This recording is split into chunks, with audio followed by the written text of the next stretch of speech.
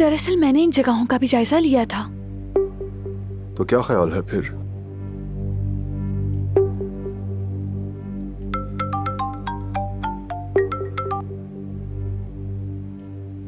बात सुनो बारान, उन्होंने एंड टाइम पर लोकेशन चेंज कर ली है, नई लोकेशन भेज दी तुम्हें।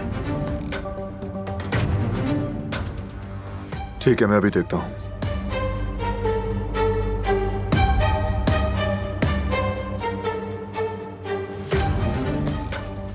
फराद, ट्रैप है ये।